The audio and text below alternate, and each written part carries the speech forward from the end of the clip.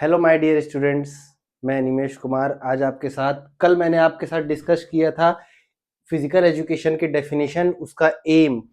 तो मैंने आपको ये सारी चीज़ें बताई थी। फिजिकल एजुकेशन के एम क्या है, फिजिकल एजुकेशन के गोल्स क्या है, फिजिकल एजुकेशन आखिर फाइनली एक पर्सन से क्या चाहता है, और हम फिजिकल एजुकेशन जब अडाप्ट कर लेते हैं तो फिजिकल एजुकेशन अडाप्ट करने से, फिजिकल एजुकेशन को अपने अंदर लाने से, फिजिकल एजुकेशन पढ़ने से, फिजिकल एजुकेशन में इंक्लूड होने से, फिजिकल एजुकेशन में जाने से हमारे बॉडी के अंदर, हमारे इन्वायरमेंट के अंदर, हमारे आसपास जो भी चीजें हैं उसमें क्या चेंजेस आती हैं।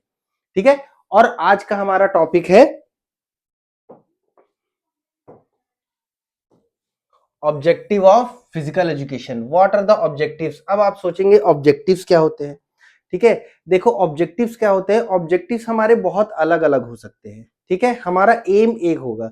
जस्ट लाइक मेरा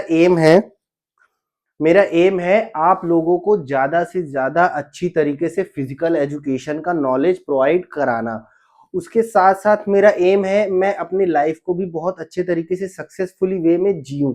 इसी तरीके से फिजिकल एजुकेशन का एम एक होता है। जैसे हमने पहला पढ़ा था पिछले लेक्चर में, उसका एम था कि wholesome development of an individual person, चाहे वो बच्चा हो, चाहे वो जवान हो, चाहे वो बूढ़ा हो, लड़की हो, लड़का हो, कोई भी हो, उसके होलसम डेवलपमेंट को हमारा क्या होता है फिजिकल एजुकेशन का, वो होता है एम।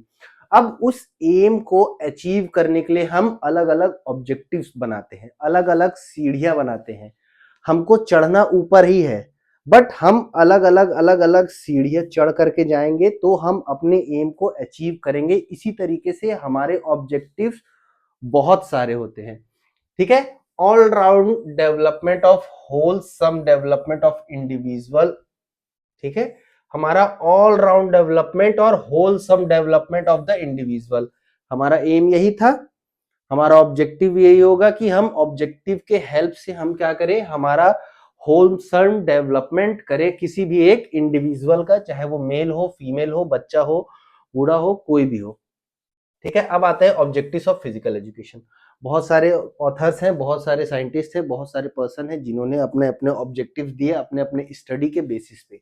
ठीक है, objectives are the basic tools और step that's underline all planning and strategy activities, a specific result that a person system aim to achieve within a time frame and with available resources. It helps us an individual to achieve their aim systematically and scientifically. In general, objective are more specific and easier to measure than goals.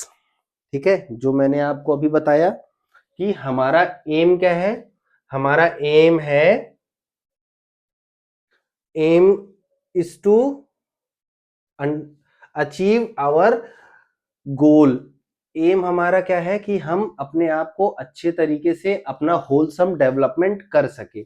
उसके साथ क्या है, objectives बहुत सारे steps हैं जिसमें हम planning करते हैं, स्ट्रेटेजी बनाते हैं, एक्टिविटीज करते हैं, जिससे हम क्या करते हैं अपने फाइनली गोल को, अपने एम को अचीव करते हैं with the help of available resources. ठीक है, जितने रिसोर्सेस हमारे पास अवेलेबल हैं, जितनी चीजें हमारे पास अवेलेबल हैं, हम उसके बेसिस पे, उसके साथ, उन सब चीजों के साथ हम अपने एम को अचीव करते हैं। The objective of physical education is given by various authors are mentioned below. बहुत सारे ऑथर्स ने फिजिकल एजुकेशन के एम को बताया। ठीक है, पहला है डोडले ए सार्जेंट, जिन्होंने 8080 में एम को बताया। पहला है हाइजीन। हाइजीन आप लोगों को पता है, हाइजीन अगर आप शब्द सुने होंगे, अगर पहली बार आप सुन रहे हैं, तो हाइजीन मीन्स होता है क्लीनलीनेस ऑफ आवर सेल्फ। हम कितने ज्यादा अपने आप को साफ सफाई से रखते हैं। अगर हम अपने आप को साफ सफाई से रखते हैं तो क्या होगा, साफ सफाई से रहने से हम डिजीज से दूर रहेंगे, बैक्टीरिया से दूर रहेंगे, फंजाई से दूर रहेंगे। बहुत सारे टाइप्स के वायरसेस होते हैं जो हमारे बॉडी में एंटर करना चाहते हैं, हमको वीक करना चाहते हैं, हमारे इम्यून सिस्टम को डिस्ट्रॉय करना चाहते हैं। हम अपने आप को हाइजीनिक रखेंगे तो हमारे से वो सब चीजें दूर रहेगी। प्रॉपर रेगुलर बाथिंग, ठीक है, वॉश हैंड्स। कोरोना आया, कोरोना के बाद क्या हुआ, कोरोना में कुछ चीजें बहुत पॉपुलर हुई। जैसे पहला चीज था कि वॉश हैंड प्रॉपरली 30 सेकंड तक। 30 सेकंड तक अपने हाथ को अच्छे तरीके से धो, ठीक है। तो ये होता है हमारा हाइजीन। दूसरा आता है एजुकेटिव। एजुकेटिव मीन्स ये नहीं होता है कि सिर्फ हमने कोई भी चीज पढ़ ली, हमने कोई भी चीज एक्सेप्ट कर ली, हमने कोई भी चीज ग्रहण कर ली।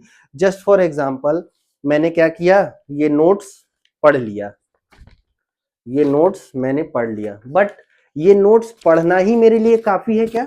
नो, ये नोट्स मेरे लिए पढ़ना ही काफी नहीं है। इस नोट्स से कितना मैंने सीखा और उस सीखने के बाद मैंने कितना उसको अपने लाइफ में फॉलो किया, कितना मैंने उसको अपने लाइफ में ले करके आया जिससे मेरी लाइफ बदली, मैं अपने गोल के, अपने एम के और पास पहुंचा। इसको हम क्या बोलते हैं? सेकंड है एजुकेटिव।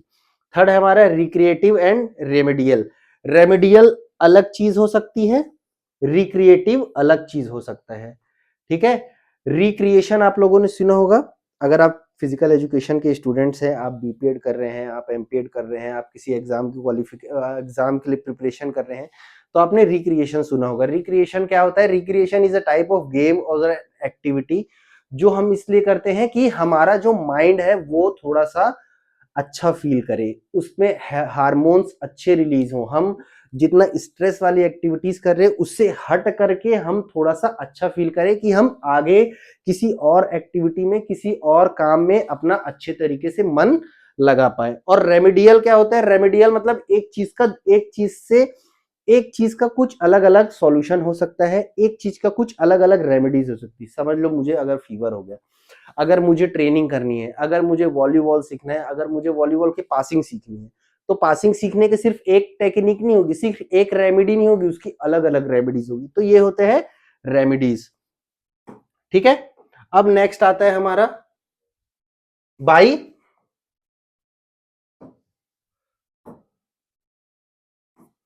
बाई जेबी नैश, ठीक है। जेबी नैश क्या बोलते हैं? जेबी नैश कहते हैं, जेबी नैश ने अपने 1948 में ऑब्जेक्टिव्स दिए: organic development, neuromuscular development, emotional development, interpretive development, ठीक है। सबसे पहले हम आते हैं ऑर्गेनिक डेवलपमेंट। ऑर्गेनिक डेवलपमेंट क्या होता है आप लोगों को पता है? ऑर्गेनिक डेवलपमेंट वो होता है अपने आप के खुद के resource, your own ability, capability,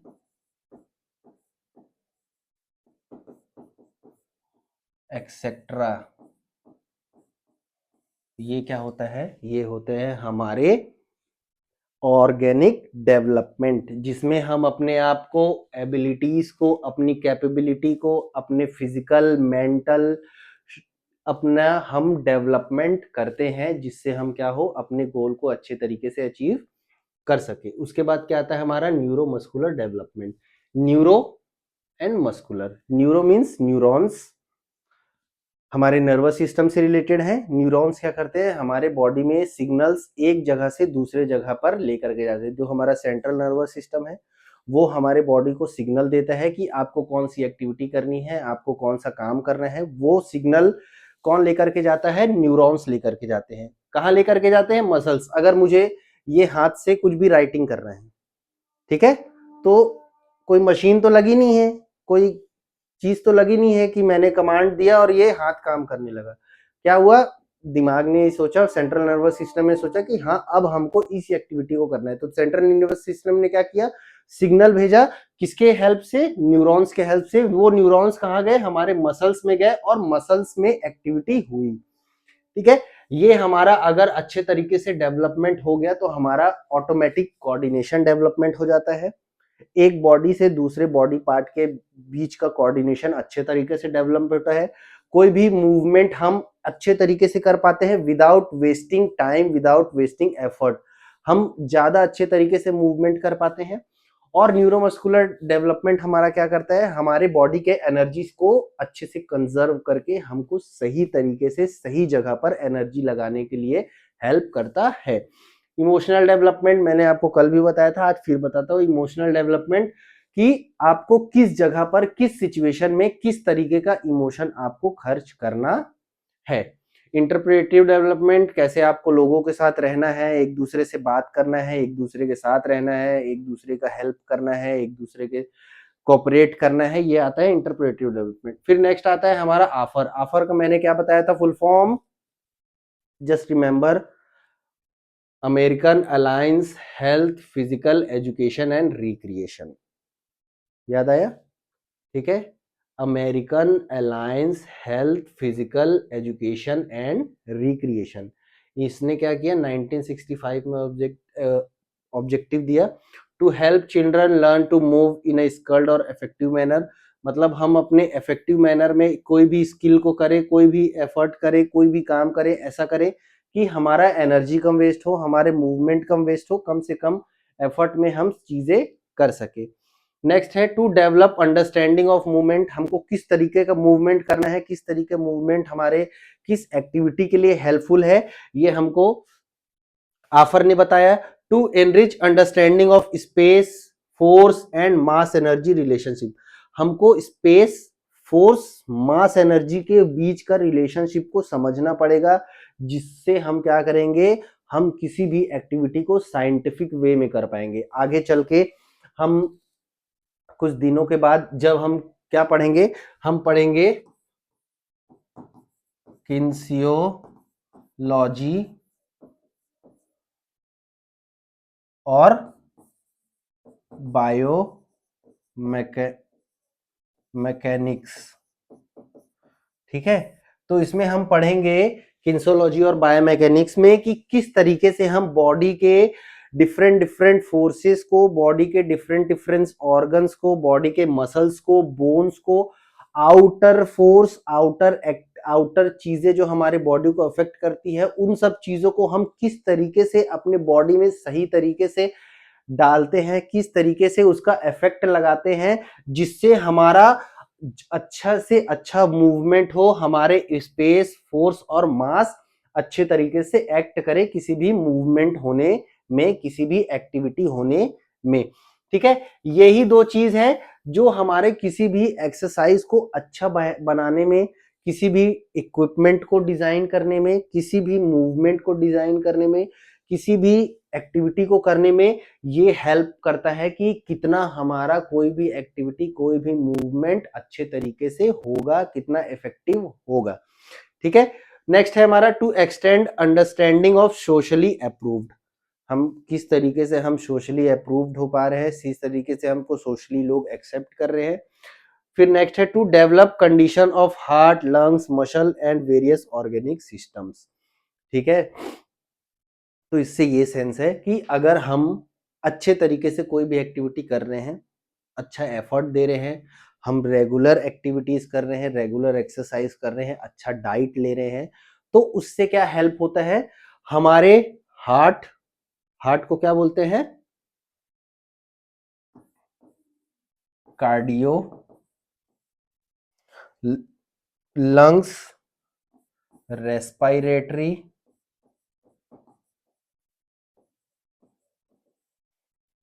muscles, skeletal muscle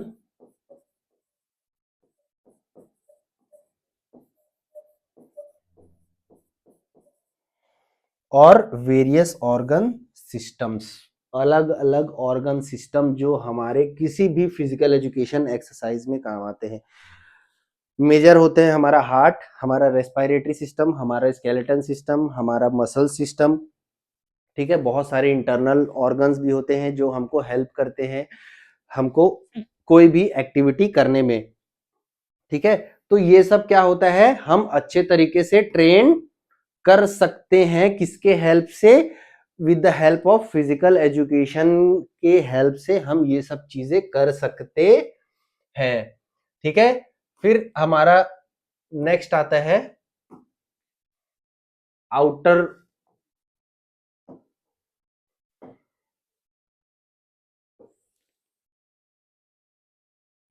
ठीक है, नेक्स्ट हमारा क्या आता है, आउटबटरफिन और अल्ट्रिच के द्वारा दिए गए दो ऑब्जेक्टिव है, intermediate objective, skill in an activity, organic values, fundamental assumptions, long range objective, psychological characteristics and social control. ये दो उनके द्वारा दिए गए हैं। फिर एससी बक का नाम आप लोगों ने सुना होगा, ठीक है। उन्होंने क्या किया, organic development, development of neuromuscular coordination, correct viewing of sports and physical activities, development of right attitude and conduct, development of correct healthy habits. ये पांचों भी जो हमारे एचसी बक के द्वारा दिए गए हैं वो बहुत इंपॉर्टेंट है, बहुत ज्यादा जरूरी है हमारे फिजिकल एजुकेशन के एम को अचीव करने के लिए, ठीक है। फिर नेक्स्ट आता है हमारा एच क्लार्क। एच क्लार्क क्या कहते हैं, एच क्लार्क बोलते हैं कि फिजिकल फिटनेस, सोशल एफिशिएंसी, ठीक है। एच क्लार्क क्या बोलते हैं, physical fitness, social efficiency, social efficiency और कल्चर हमारे फिजिकल एजुकेशन के एम को अचीव करने के लिए बहुत इंपॉर्टेंट है। फिर आते हैं बुक वॉल्टर, वो क्या बोलते हैं, हेल्थ, वर्दी use of leisure time, ethical character. Leisure time क्या होता है, आप याद रखना, किसी भी अगर ऑब्जेक्टिव बेसिस आप कोई क्वेश्चन अटेंड करते हैं तो उसमें आ सकता है कि what do you mean by leisure time. Leisure time means होता है आपका फ्री टाइम। आप फ्री टाइम को अपने किस तरीके से यूज कर रहे हैं, आप रील देख रहे हैं, आप फोन में बात कर रहे हैं, आप घूमने चले गए, आप दोस्तों के साथ एंजॉय कर रहे हैं, वो आप किस तरीके से अपना लेजर टाइम का यूज कर रहे हैं। आप जिम जा रहे हैं, आप पढ़ाई कर रहे हैं, आप कोई एक्टिविटी परफॉर्म कर रहे हैं, आप फैमिली के साथ हैं, दोस्तों के साथ है, ये है आपका लेजर टाइम में आप क्या कर रहे हैं। एथिकल कैरेक्टर, एथिकल मीन्स होता है जो सही है, ठीक है। आपका कैरेक्टर हमेशा से सही होना चाहिए, आपका कैरेक्टर हमेशा प्योर ऑनेस्ट होना चाहिए, सही होना चाहिए। इसलिए बुक वॉल्टर क्या कहते हैं कि आपका कैरेक्टर कैसा होना चाहिए, एथिकल होना चाहिए, सही होना चाहिए। वरना आप दुनिया से तो चोरी कर ही रहे हैं, आप अपने आप से भी चोरी करेंगे, आप अपने आप को भी झूठ बोलेंगे, अपने आप से भी गद्दारी करेंगे, ठीक है। फिर आते हैं लेसी। लेसी क्या बोलते हैं, organic aspect of development, emotional aspect of development, social aspect of development, ठीक है। तो कंफ्यूज मत होइएगा कि अरे यार इसने तो इतना कुछ लिख दिया, इसने तो इतने बड़ी चीजें लिख दी। ऑर्गेनिक डेवलपमेंट मैंने आपको पढ़ाया था पीछे। इमोशनल डेवलपमेंट मैंने आपको बताया कि कैसे आपको इमोशनली वे में अपने आप को डेवलपमेंट करना है। सोशल डेवलपमेंट मैंने आपको बताया कैसे आप अपने आप को सोशली डेवलप करते हैं, कैसे आप अपने को सोशली वे में डेवलप करते हैं कि आप अच्छे तरीके से कोई भी काम कर सके, ठीक है। नेक्स्ट आता है हमारा intellectual aspect of development, neuromuscular aspect of development. Intellectual मतलब क्या होता है, एक या दो लोगों से बात करना। हम एक या दो लोगों से बात करते हैं, उसको क्या बोलते हैं हम, इंटेलेक्चुअल डेवलपमेंट। हमारा इंटेलेक्चुअल कैसा है, मेरा इंटेलेक्चुअल आप लोगों के साथ कैसा है, आपका इंटेलेक्चुअल मेरे साथ कैसा है, ठीक है। उसके बाद आता है neuromuscular aspect of development. Neuromuscular aspect अभी मैंने बताया, न्यूरॉन्स और मसल्स के बीच का रिलेशनशिप, ठीक है। अगर आपके न्यूरॉन्स और मसल्स के बीच का रिलेशनशिप है अच्छा नहीं है तो आप कोई भी एक्टिविटी अच्छे तरीके से परफॉर्म नहीं कर पाएंगे। फिर हेथर्डिंगटन आते हैं, उन्होंने क्या बोला, intermediate effect, remote object, development object, social standard object, objective in control of healthy condition. फिर national plan of physical education and recreation आते होते हैं, development of organic fitness, development of neuromuscular skills, development of character and personality. तो ये सब चीजें क्या है, हमारे अलग अलग ऑब्जेक्टिव्स है जो हमको डेवलपमेंट, हमारा फिजिकल एजुकेशन के एम के तरफ बढ़ना बताती है, ठीक है। तो आपको ऑब्जेक्टिव्स क्लियर हो गए। अगर आपको ऑब्जेक्टिव में कोई डाउट्स है, आपको ऑब्जेक्टिव में किसी चीज समझ में नहीं आती है तो आप मुझे डायरेक्टली कमेंट करें, मुझे डायरेक्टली, मेरा नंबर आपको मेरे बैनर में दिखेगा, आप उसमें मुझे डायरेक्टली मैसेज कर सकते हैं व्हाट्सएप में। डायरेक्टली मैं आपको चीजें समझा दूंगा कि हाँ ये पॉइंट का, ये इस पॉइंट का, इस ऑब्जेक्टिव का क्या मतलब है, ठीक है। अब हम अपने आते हैं नेक्स्ट टॉपिक की तरफ, जो क्या है, need and importance of physical education, ठीक है। हमको फिजिकल एजुकेशन की जरूरत क्यों है और वो क्यों इतना इंपॉर्टेंट है, वो क्यों इतना जरूरी है हमारे लिए, ठीक है। पहला हमारा है अकॉर्डिंग टू एंथोनी रेबन्स, वो क्या बोलते हैं, the higher your energy level the more efficient your body, the more efficient your body the better you feel and more you will use your talent produce outstanding result. क्या बोले? Higher your energy level, more efficient your body. ठीक है, higher, जितना ज्यादा आपके अंदर energy होगा उतना ही ज्यादा efficient, without wasting of energy, without wasting of movement, without wasting of your time, without wasting of your efforts, आप अच्छे से अच्छा मूवमेंट कर पाएंगे। ठीक है, नेक्स्ट आता है हमारा उस इनके इन्होंने कहा, फिर दूसरा नीड और इंपॉर्टेंस क्या है? Optimum development. ऑप्टिमम मतलब पूरा, ऑप्टिमम मीन्स पूरा। ठीक है, ऑप्टिमम मीन्स पूरा डेवलपमेंट। हम क्या चाहते हैं? हम ये नहीं चाहते कि भैया हमारा फिजिकल डेवलपमेंट तो हो जाए, हमारा मेंटल डेवलपमेंट ना हो, नहीं हमारा मेंटल डेवलपमेंट हो जाए, नहीं हमारा सोशल डेवलपमेंट ना हो। अरे नहीं नहीं यार, सोशल डेवलपमेंट हो जाए यार, फिजिकल और मेंटल डेवलपमेंट तो कोई बात नहीं, हमको जरूरत नहीं है। ठीक है, तो फिजिकल एजुकेशन क्या कहता है, क्या उसकी जरूरत है, क्या उसकी जरूरत है, क्या उसकी इंपॉर्टेंस है, कि वो हमको हेल्प करता है हमारे ऑप्टिमम डेवलपमेंट में। ठीक है, देखिए कुछ चीजें ऐसी हैं जो मैं आपको सीधा टॉपिक देख करके आपको बता दूंगा कि हाँ इसका सेंस ये है। ठीक है, अगर मैं आपको अंदर की बातें पढ़ करके चीजें नहीं समझाऊं तो आप ये मत कंफ्यूज होइएगा कि सर तो यार अपने मन से बता रहे हैं, सर तो अपने मन से चीजें समझा रहे हैं। अगर आप आगे चल के कभी आप में टीचर, आपके क्वेश्चन पेपर में ये क्वेश्चन आता है कि what are the needs and importance of physical education in present era. ठीक है, आज के जमाने में फिजिकल एजुकेशन का नीड और इंपॉर्टेंस क्या है, तो ये आप मत सोचना कि यार मैंने वो चीजें रटी थी, मैंने वो चीजें पढ़ी थी, मैं वही चीज लिखूंगा तो टीचर ज्यादा मार्क्स देगा।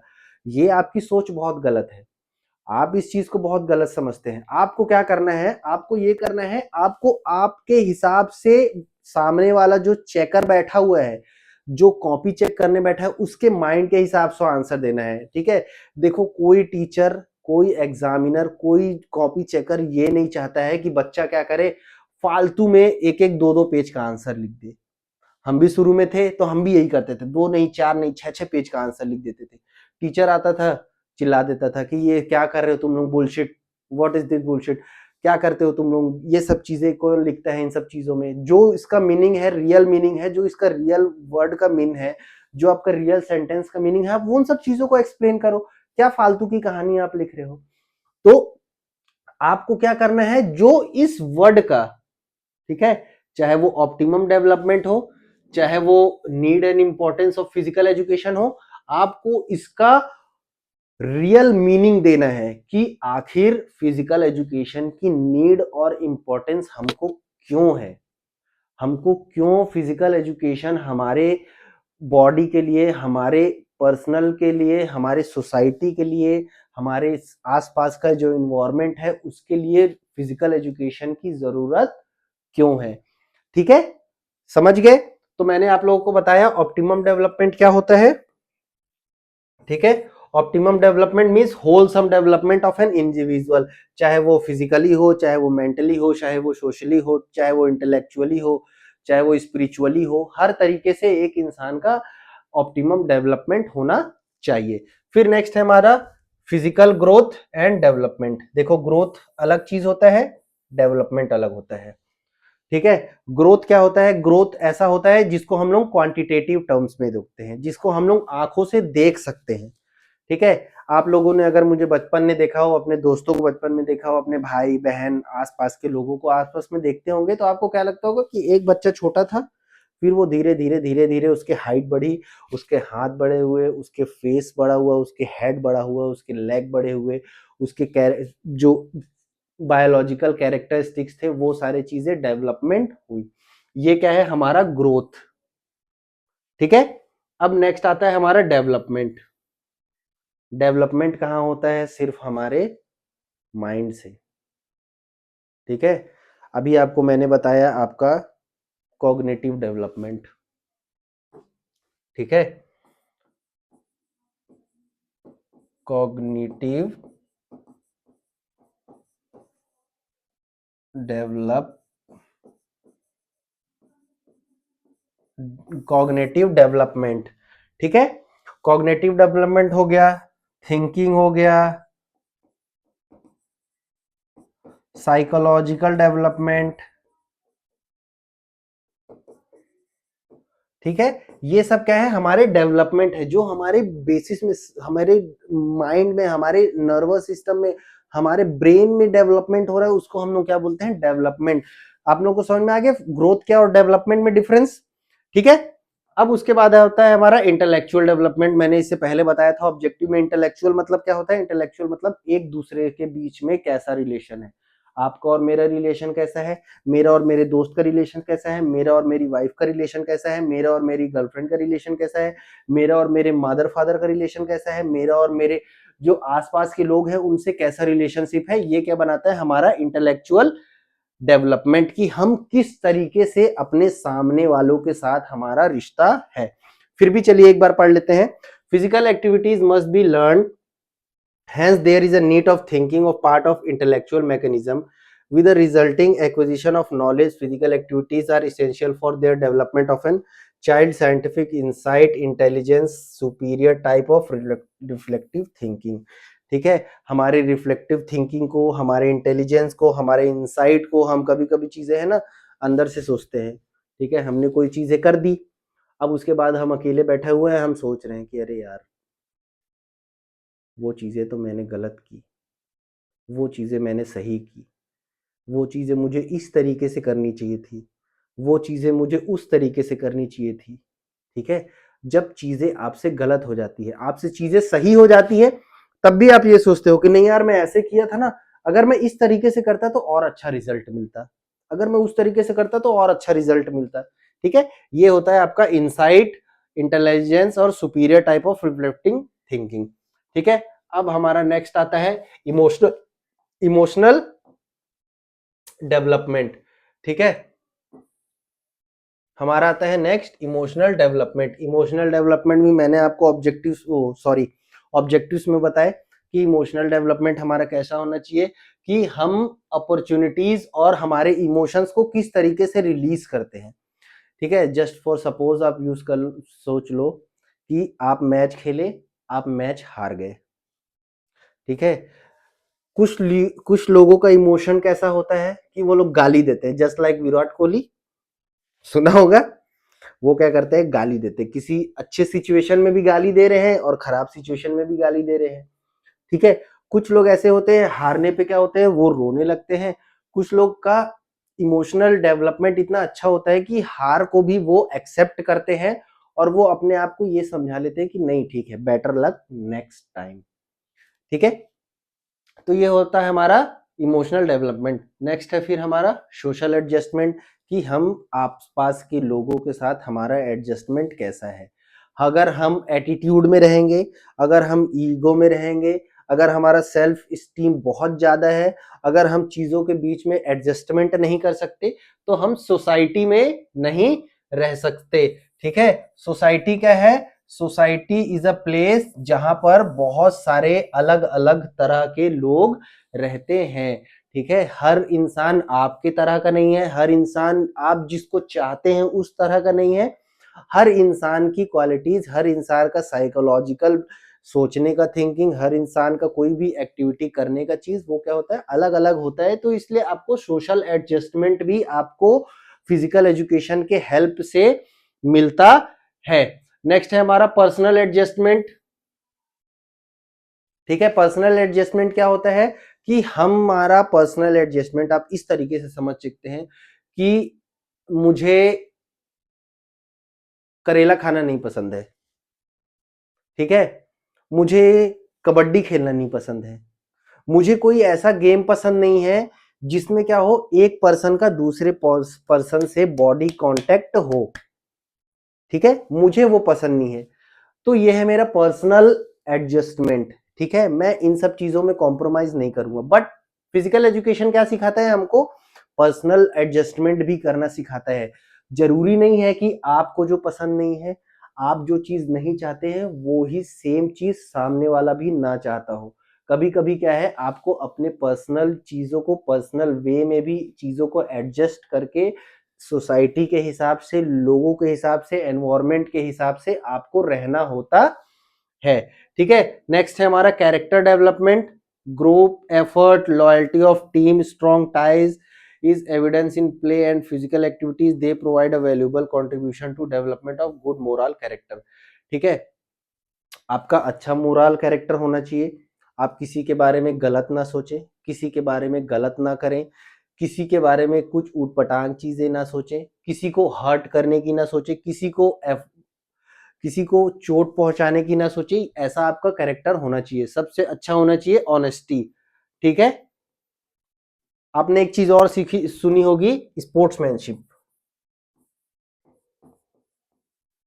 स्पोर्ट्समैनशिप, ठीक है।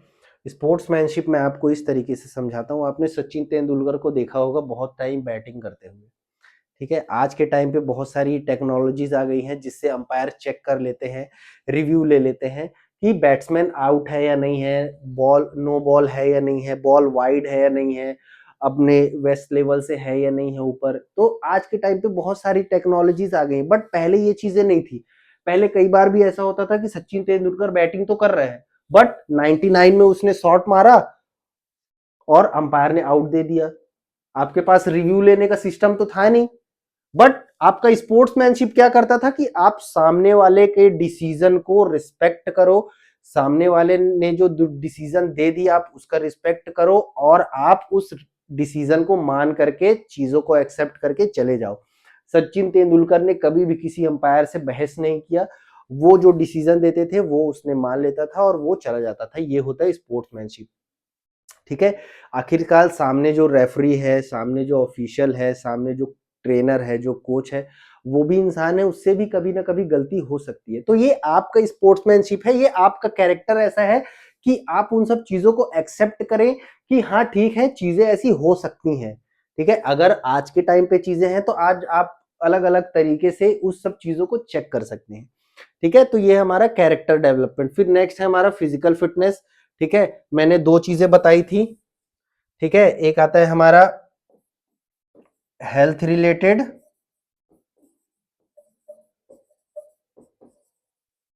और दूसरा है हमारा स्किल रिलेटेड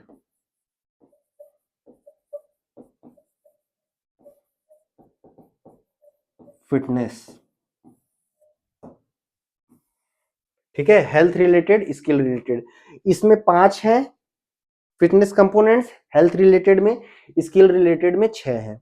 ठीक है, हेल्थ रिलेटेड के 5 कंपोनेंट्स ऐसे हैं जो हमको हेल्दी रखने में हेल्प करते हैं, जो हमको डेली रूटीन में हम जो काम करते हैं, डेली रूटीन में जो एक्टिविटीज करते हैं, उन सब चीजों को करने में हेल्प करते हैं, वो होते हैं हेल्थ रिलेटेड। अब स्किल रिलेटेड फिटनेस कंपोनेंट्स है, ये ऐसे कंपोनेंट्स होते हैं जो हमको क्या करते हैं, हमारे कोई भी स्किल को परफॉर्म करने में, कोई भी स्किल को करने में वो हमको क्या करते हैं, हेल्प करते हैं। अब हेल्थ रिलेटेड के क्या है, एक छोटा सा फॉर्मूला मैंने बनाया था, CMMBF, cardiovascular endurance, muscular strength, muscular endurance, body composition, flexibility. इसका क्या है, cardiovascular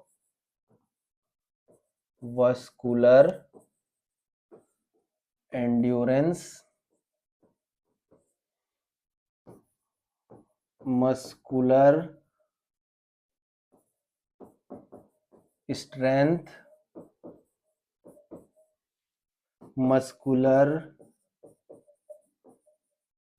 muscular endurance, body composition और फ्लेक्सिबिलिटी। ठीक है, ये हमारे 5 क्या है, ये हमारे 5 है हेल्थ रिलेटेड फिटनेस कंपोनेंट्स, जो हमारे हेल्थ, अगर हमारा हेल्थ अच्छा है या नहीं का है, ये उसको डिनोट करते हैं। ठीक है, ये हो गए 5। अब हमारे 5 आते हैं skill related.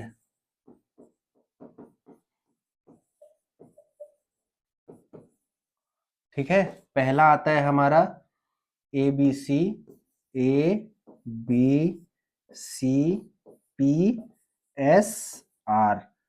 Agility, balance, coordination,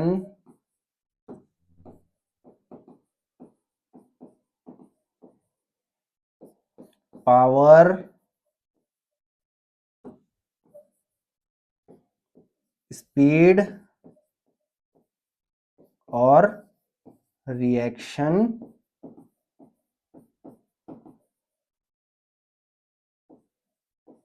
time. ठीक है, ये हमारे जो 2, 3, 4, 5, 6, ये क्या है, ये हमारे हैं स्किल रिलेटेड फिटनेस कंपोनेंट्स जो हमारे किसी भी स्किल को करने में हमारे हेल्प करते हैं। ठीक है, फिजिकल फिटनेस भी आपको समझ में आ गया कि आपको फिजिकली फिट रहना है, कि आप अपने रेगुलर एक्टिविटीज को, आपका रेगुलर डे लाइफ है, जो रेगुलर डे लाइफ आप जीते हैं उसमें कोई भी आपको एक्टिविटीज को करने में परेशानी ना आए, उसके बाद भी आपके बॉडी में इतनी एनर्जी होनी चाहिए कि आप क्या करें, आगे भी कोई भी इमरजेंसी वर्क आता है तो उसको आप परफॉर्म कर सके। ठीक है, फिर आता है हमारा मेंटल डेवलपमेंट। मेंटल डेवलपमेंट मैंने कैसे बताया था, मेंटल डेवलपमेंट कि हमारा मेंटल डेवलपमेंट हो कि हम किसी भी चीज को सोच सके, समझ सके, किसी भी प्रॉब्लम को सॉल्व कर सके, किसी भी सिचुएशन में क्या हमको करना है हम वो सब चीजें कर सके। ठीक है, ये क्या होता है, ये हमारा अगर हम रिसर्च के बेसिस पे बात करें तो ये हमारा होता है, मतलब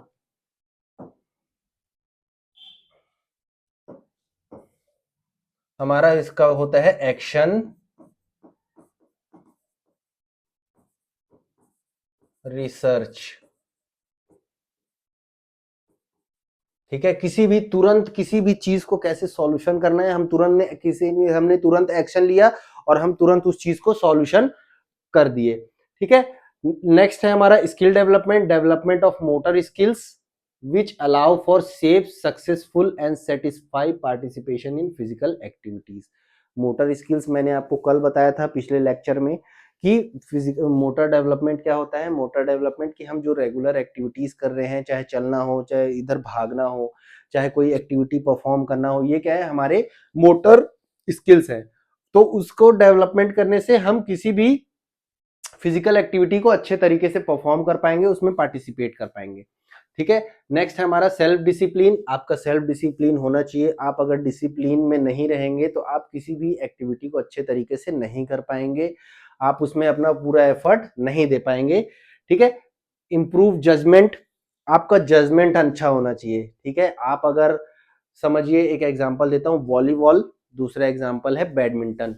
ठीक है, आप लोगों ने देखा होगा जब प्लेयर के सामने से बॉल आ रहा है, ठीक है, तो प्लेयर क्या करता है, अंडर हैंड बना करके, अपर हैंड बना करके रखता है कि, और उसको पता होता है कि वो बॉल लाइन के अंदर गिरेगी या लाइन के बाहर गिरेगी। ठीक है, ये हुआ पहला जजमेंट। दूसरा जजमेंट क्या होता है, बैडमिंटन में बैडमिंटन प्लेयर को पता होता है कि हमको बैडमिंटन हमने पकड़ा है तो बैडमिंटन हमारे जो शटल कॉक है वो हमारे रेंज में है या कोर्ट के अंदर है या कोर्ट से बाहर। ये होता है हमारा जजमेंट। सिर्फ जजमेंट इसी चीज में नहीं होता है, जजमेंट हमारे हर चीज में होता है। सामने वाले की बिहेवियर को जज करना, सामने वाले की एक्टिविटी को जज करना, ये भी हमारा क्या होता है, जजमेंट। तो हमारा जजमेंट कैसा होना चाहिए, हमारा जजमेंट हमेशा होना चाहिए पॉजिटिव। ठीक है, नेगेटिव जजमेंट से आप क्या करते हैं, सामने वाले को तो आप किसी ना किसी तरीके से नुकसान पहुंचा ही रहे हैं, और आपने क्या करते हैं, आप अपने आप को भी किसी न किसी तरीके से नुकसान पहुंचा देते हैं। फिर स्ट्रेस रिडक्शन, फिजिकल एजुकेशन क्या करता है, आपके स्ट्रेस रिडक्शन करता है। कैसे, आपको अलग अलग अच्छे गुड हार्मोन रिलीज होते हैं आपके बॉडी में, और वो क्या करते हैं, हेल्प करते हैं आपके स्ट्रेस को रिड्यूस करने में। Strengthen peer relationship, peer means आपके जो साथ के टीम वाले हैं, आपके जो आसपास के लोग हैं। आप समझ लो, आप एक फुटबॉल की टीम है तो फुटबॉल में जनरली कितने होते हैं, 16 से 18 लोग होते हैं। तो 18 लोगों के बीच में हमेशा से अच्छा रिलेशनशिप नहीं होता है। बट फिजिकल एजुकेशन आपको क्या सिखाता है कि आपके बीच का जो पीयर रिलेशनशिप है वो कितना अच्छा है। ठीक है, फिर नेक्स्ट आता है हमारा लास्ट पॉइंट है improve self confidence and self esteem. Self confidence अलग चीज है, सेल्फ स्टीम आपकी अलग चीज है। ठीक है, सेल्फ कॉन्फिडेंस क्या होता है? सेल्फ कॉन्फिडेंस आपका होता है आपके ऊपर कितना आपको भरोसा है, ये होता है आपका सेल्फ कॉन्फिडेंस कि हाँ मैं ये कर सकता हूं, चाहे सामने वाले को मेरे ऊपर भरोसा हो या ना हो, किसी पर्सन को मेरे ऊपर भरोसा होना या हो, मैं ये चीजें कर सकता हूं। और नेक्स्ट है हमारा सेल्फ स्टीम। सेल्फ स्टीम क्या होता है? वो भी एक तरह से हमारे ऊपर सेल्फ कॉन्फिडेंस सेल्फ भरोसा भी होता है, बट सेल्फ स्टीम क्या होता है? वो भी हमारा ऐसा होता है कि मैं ये चीजें कर लूंगा, बट उसमें थोड़ा सा कंफ्यूजन होता है कि हाँ यार शायद चूक जाऊंगा, बट कोई बात नहीं, आपका हमेशा से सेल्फ कॉन्फिडेंस ऑप्टिमल होना चाहिए। ठीक है, क्या होना चाहिए? आपका सेल्फ कॉन्फिडेंस ऑप्टिमल होना चाहिए, ना ओवर और ना ही लेस। ठीक है, हमेशा ऑप्टिमल होना चाहिए, बैलेंस वे में होना चाहिए, जिससे आप कोई भी एक्टिविटी को अच्छे से कर पाए। ठीक है, तो आज का हमारा लेक्चर यहीं पे हम खत्म करते हैं। ठीक है, आज हमने क्या पढ़ा? आज हमने फिजिकल एजुकेशन के जितने भी ऑब्जेक्टिव्स थे आज हमने पढ़े, ऑब्जेक्टिव्स ऑफ फिजिकल एजुकेशन। अब हम अगले लेक्चर में हम पढ़ेंगे मिसकंसेप्शन अबाउट फिजिकल एजुकेशन। ठीक है, उसके बाद हम पढ़ेंगे relationship of physical education with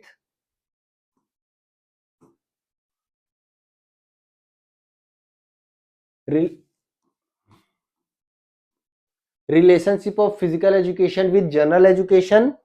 फिर उसके बाद हम पढ़ेंगे फिलोसफीज ऑफ फिजिकल एजुकेशन। वैसे बीपीएड आप करते हैं, आप एमपीएड कर रहे हैं, एमपीएड में तो आपको फिलोसफीज नहीं मिलेंगी, बट आप जब हिस्ट्री फिजिकल फाउंडेशन आप पढ़ते हैं तो आपको फिलोसफीज ऑफ फिजिकल एजुकेशन पढ़नी पड़ेंगी। क्या है ये फिलोसफीज? हमको बताते हैं कि किस तरीके से हम चीजों पे बिलीव करें, किस तरीके से हम चीजों को सोचें, किस तरीके से हम चीजों को कर सकते हैं। ठीक है, ये हमारी फिलोसफीज। तो हम आगे चल करके अपने 3 टॉपिक को कवर करेंगे और मैं कोशिश करूंगा कि हमारा जो अगला 3 टॉपिक है वो मिसकंसेप्शन ऑफ फिजिकल एजुकेशन, ठीक है, अबाउट फिजिकल एजुकेशन, और उसके साथ साथ हमारा फिजिकल एजुकेशन का रिलेशनशिप जनरल एजुकेशन के साथ, और जो भी चीजें हैं हम अगले वीडियो में कवर करने की कोशिश करेंगे। चलिए, तब तक के लिए थैंक यू सो मच। अगर आपको कोई भी डाउट होता है तो आप मुझसे डायरेक्टली कमेंट करके पूछ सकते हैं कि सर हमको ये प्रॉब्लम है, हमको ये चीजें समझ में नहीं आई। मैं आपको वहीं पर आंसर दे सकता हूँ या फिर आपको मैं डायरेक्टली कांटेक्ट करके आंसर दे दूंगा। ठीक है, चलिए, आप लोग मेरे वीडियो को, मेरे चैनल को सब्सक्राइब करिए, अपने दोस्तों को, अपने कलीग्स को, अपने जो ट्रेनर हैं, अपने जो कोच है, स्पोर्ट्स टीचर है, उनको रिकमेंड करिए कि हाँ ये टीचर, ये चैनल को फॉलो करें। आपको आगे और भी बहुत सारी चीजें सीखने को मिलेंगी, अभी तो ये बस स्टार्ट है, अभी तो आगाज बाकी है। ठीक है, चलिए ठीक है, थैंक यू सो मच।